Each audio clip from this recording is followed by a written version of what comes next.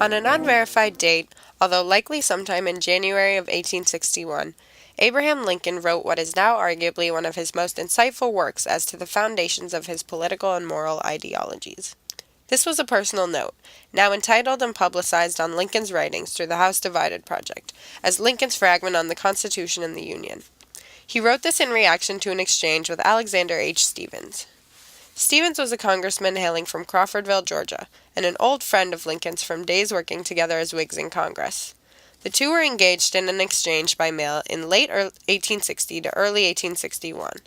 At this point, Lincoln had been elected as the first Republican president of the United States just 1 month prior, and it was at about this time when South Carolina became the first state to secede from the Union. Tensions among the United States were high, and it wouldn't be long, by February 1st, that 6 more states would secede from the Union. Many Southerners claimed that secession was rooted in a fear for the dissolution of states' rights under the new administration, although it was clear that they feared for the future of slavery. Not only did they feel that slaves were essential to the success of the Southern economy, but racist ideologies were seemingly innate throughout the majority of the nation. Lincoln's socially liberal principles predicted progression towards racial equality throughout the nation, which was an inconceivable future to most Southerners. Just 5 days following Lincoln's election, Congressman Stephens traveled to Milledgeville, Georgia, to acknowledge the expanding sentiment for secession in his state. "My object is not to appeal to your passions, but your reason. In my judgment, the election of no man, constitutionally chosen to that high office, is sufficient cause to justify any state to separate from the Union." Stephens was counseling Georgians against a hasty decision for secession. Lincoln's election wasn't yet an infringement upon their constitutional rights, despite what some pro-secessionists argued. Stephens' proposal, instead, was to delay the threat of secession until the Republican president did violate these rights, specifically, until he actively attempted to interfere with the institution of slavery. About 1 month later, Congressman Stephens received a letter from the president-elect, headed with the phrase, "For your own eye only." Lincoln wrote to Stephens to commend him for his speech in Milledgeville, but Stephens was quick to initiate the necessary conversation about the state of the Union.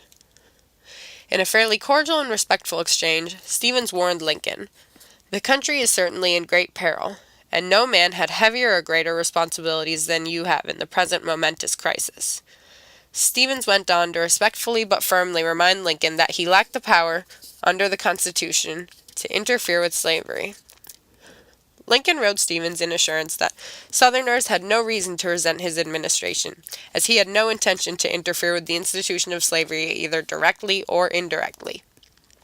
His Fragment on the Constitution and the Union, however, revealed the contrary. Lincoln despised slavery and the morals that maintained it. He believed that universal equality was the fate that was intended for the nation by the Founding Fathers. His political ideologies were founded upon the Declaration of Independence, a document that, as he saw, blatantly condemned slavery and furthermore firmly advocated principles that would render this necessary evil, as the Founding Fathers called it, an unnecessary one for the self-governing, independent nation that they had founded.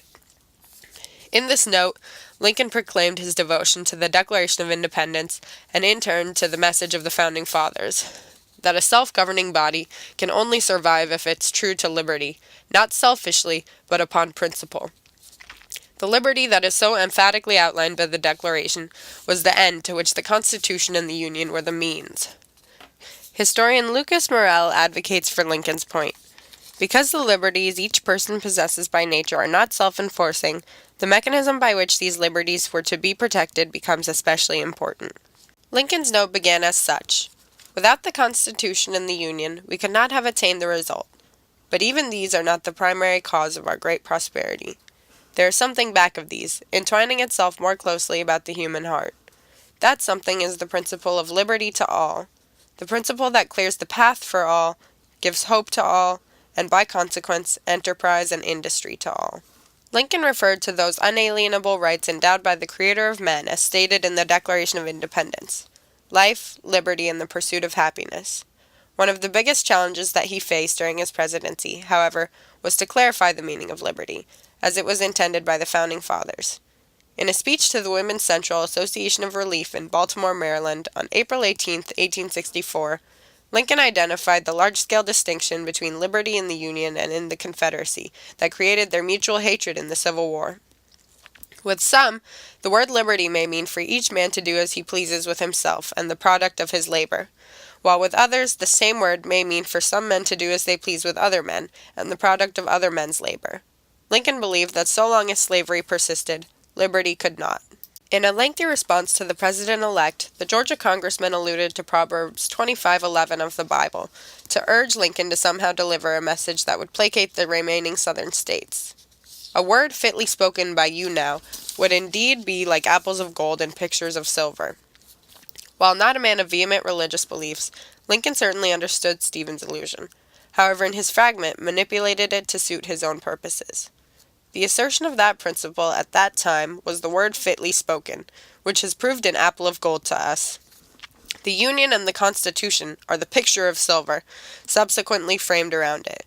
The picture was made not to conceal or destroy the apple, but to adorn it and preserve it.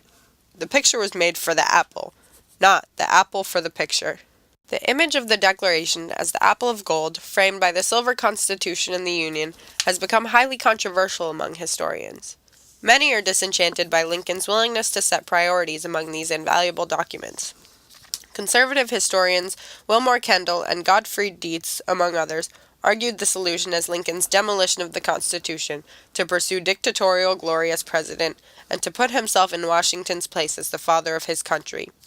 Lincoln's favor of the Declaration over the Constitution is unequivocal, and his expression of this in political action is undoubtedly his attempt to manifest morality in politics, as he believed the nation was meant to be governed.